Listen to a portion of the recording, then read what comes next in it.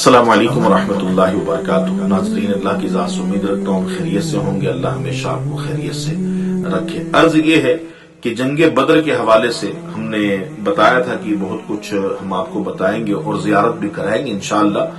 10 رمضان المبارک کا انتظار کیجئے گا، ہم آپ کو دکھائیں گے۔ اس سے پہلے جنگ بدر سے ہی ریلیٹڈ چند باتوں کو آپ ملاحظہ کر لیں گے، جنگ بدر کا واقعہ سمجھنا کافی آپ کے لیے آسان ہو جائے گا۔ حضور صلی اللہ تعالی علیہ وآلہ وسلم مکی زندگی سے نکل کر ابھی مدنی زندگی میں آئے تھے، چونکہ مکہ المکرمہ کے اندر سب کچھ چھوڑ کر قربان کر کے شہر مدینہ میں حضور پہنچے تھے۔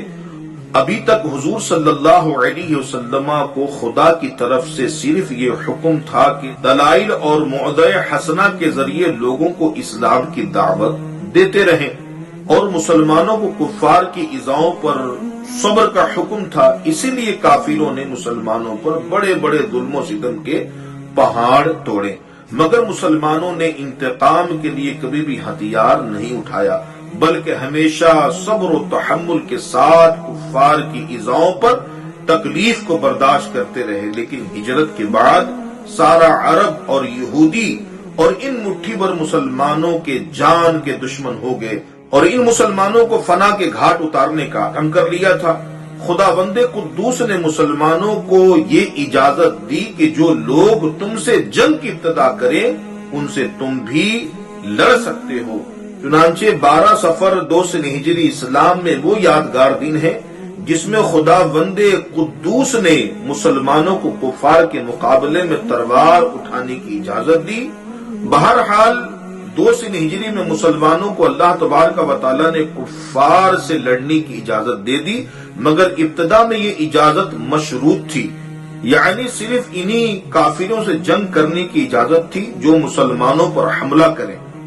مسلمانوں کو ابھی تک اس کی اجازت نہیں ملی تھی کہ وہ جنگ میں اپنی طرف سے پہل کریں، لیکن حق واضح ہو جانے اور باطل ظاہر ہو جانے کے بعد چونکہ تبلیغ حق اور احکام الہی کی نشر و اشاعت حضور صلی اللہ علیہ وسلم پر فرض تھی، اس لیے تمام ان کفار سے جو عنایت کے طور پر حق کو قبول کرنے سے انکار کرتے تھے جہاد کا حکم نازل ہو گیا، خواہ وہ مسلمان سے لڑنے میں پہل کریں یا نہ کریں، چونکہ حق ظاہر ہو جانے کے بعد حق کو قبول کرنے کے لیے مجبور کرنا اور باطل کو جبراً ترک کرنا یہ عین حکم اور اپنی نوع انسان کی صلاح اور فلاح کے لیے انتہائی ضرورت تھا۔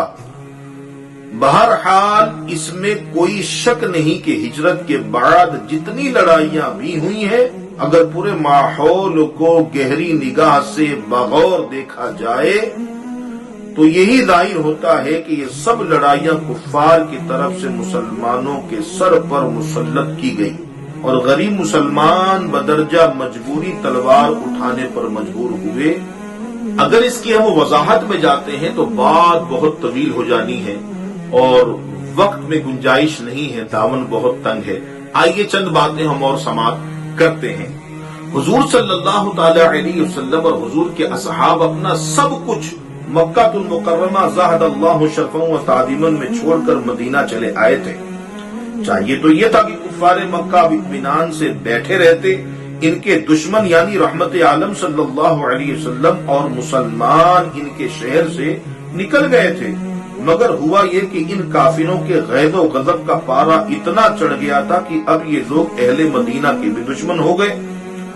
چنانچہ ہجرت کے چند روز بعد کفار مکہ نے رئیس انصار عبداللہ بن ابی کے پاس ایک دھمکی سے بھرا ہوا خط بھیجا۔ عبداللہ بن ابی یہ وہ شخص ہے، واقعہ ہجرت سے پہلے تمام مدینے والوں نے اس کو اپنا بادشاہ مان کر اس کو تاج پوشی کی تیاری کر لی تھی، مگر حضور صلی اللہ علیہ وسلم کے مدینے تشریف لانے کے بعد یہ اسکیم ختم ہو چکی تھی۔ چنانچہ اسی غم و غصے میں عبداللہ بن امی عمر بھر منافق کا سردار بن کر اسلام کی بغاوت چھپ چھپا کر کرتا رہا اور مسلمانوں کے خلاف طرح طرح کی سازشوں میں مصروف عمل رہا۔ خط کے حوالے سے پیارے آقا صلی اللہ علیہ وسلم کو جب اطلاع ملی تو عبداللہ بن ابی کے پاس حضور صلی اللہ علیہ وسلم تشریف لے کر آئے اور اس کے حوالے سے کلام کیا۔ حضور صلی اللہ علیہ وسلم نے فرمایا کہ تم اپنے بھائی بچوں کو قتل کرو گے. اس وقت کافی قبیلہ اوس و خزرج کے لوگ دائرے اسلام میں آ چکے تھے. اس نے اپنا ارادہ ترک کر دیا اور پیارے آقا صلی اللہ تعالی علیہ وآلہ وسلم نے سب سے پہلے ہجرت کے بعد جب جہاد کی آیت نازل ہوئی تو سب سے پہلے جو ایک چھوٹا سا لشکر کفار کے مقابلے کے لیے روانہ فرمایا اس کا نام سریہ حمزہ ہے. حضور صلی اللہ علیہ وسلم نے اپنے چچا حضرت حمزہ بن عبد المطلب رضی اللہ تعالی عنہ کو ایک سفید جھنڈا عطا فرمایا اور اس جھنڈے کے نیچے صرف 30 مہاجرین کو ایک لشکر کفار کے مقابلے کے لیے بھیجا جو کافر 300 کی تعداد میں تھے اور ابو جہل ان کا سپہ سالار تھا. حضرت حمزہ رضی اللہ تعالی عنہ سیف البحر تک پہنچے تو وہ دونوں طرف سے جنگ کے لیے صف بندی بھی ہو گئی. مجدی بن عمر جوہنی نے جو دونوں فریق کا حلیف تھا بیچ میں پڑھ کر لڑائی کو موقوف کر دیا اور یہ لڑائی ہو نہیں پائی. اس کے بعد کچھ کافروں کی طرف پیارے آقا صلی اللہ علیہ وسلم نے حضرت سعد بن معاذ رضی اللہ تعالیٰ عنہ کو روانہ فرمایا. کسی کافروں کے قافلے کی طرف حضور صلی اللہ علیہ وسلم نے حضرت سعد بن ابی وقاص رضی اللہ تعالیٰ عنہ کو روانہ فرمایا اور کسی قافلے کی طرف حضرت عبیدہ بن حارث رضی اللہ تعالیٰ عنہ کو حضور صلی اللہ علیہ وسلم نے روانہ فرمایا. ان کے ساتھ کثیر صحابہ کرام کا گروہ بھی تھا جو کافروں کی طرف بھیجے گئے تھے. حالانکہ ابھی تک مڑ بھیڑ میں لڑائی ہو نہیں پائی تھی سوائے ایک لڑائی کے کہ جس میں سعد بن ابی وقاص رضی اللہ تعالیٰ عنہ تھے اور مشرکینوں کی طرف آپ نے سب سے پہلے تیر پھینکا تھا. ابھی تک تو پیارے آقا صلی اللہ علیہ وسلم صحابہ کرام کو روانہ فرما رہے تھے لیکن غزوہ ابوا میں پیارے آقا صلی اللہ علیہ وسلم خود شامل رہے ہیں. یہ سب سے پہلا غزوہ ہے یعنی پہلی مرتبہ حضور صلی اللہ علیہ وسلم جہاد کے ارادے سے ماہ صفر 2 سن ہجری میں 60 مہاجرین کو اپنے ساتھ لے کر مدینے سے باہر نکلے. حضرت سعد بن عبادہ رضی اللہ تعالی عنہ کو مدینے میں اپنا خلیفہ بنایا اور حضرت حمزہ رضی اللہ تعالی عنہ کو جھنڈا دیا اور مقام ابوا تک کفار کا پیچھا کرتے ہوئے تشریف لے گئے مگر کفار فرار ہو چکے تھے اس لیے کوئی جنگ نہ ہو پائی. ابوا مدینے سے 80 میل دور ایک گاؤں ہے جہاں حضور صلی اللہ علیہ وسلم کی والدہ ماجدہ حضرت آمنہ رضی اللہ تعالی عنہا کا مزار فیض الانوار ہے. یہاں حضور صلی اللہ علیہ وسلم کا چند دن قیام رہا. باہر کے ابوا شریف میں بھی لڑائی نہ ہو سکی کفار جا چکے تھے.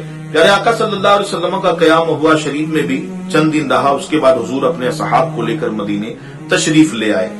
اس کے بعد حضرت عبداللہ بن جہش رضی اللہ تعالیٰ عنہ کی معیت میں چند صحابہ کو حضور نے مقام نخلا کی طرف روانہ فرمایا. 7 سے 8 صحابہ کرام ان کے ساتھ میں تھے. اگلی قسط میں ہم بتائیں گے اور اس کے بعد جنگ بدر کی شروعات ہوتی ہے. اگلی قسط کا انتظار کیجیے گا. دیار مصطفیٰ ہے اور میں ہوں کرم کا سامنا ہے اور میں ہوں. دیار مصطفیٰ ہے اور میں ہوں کرم کا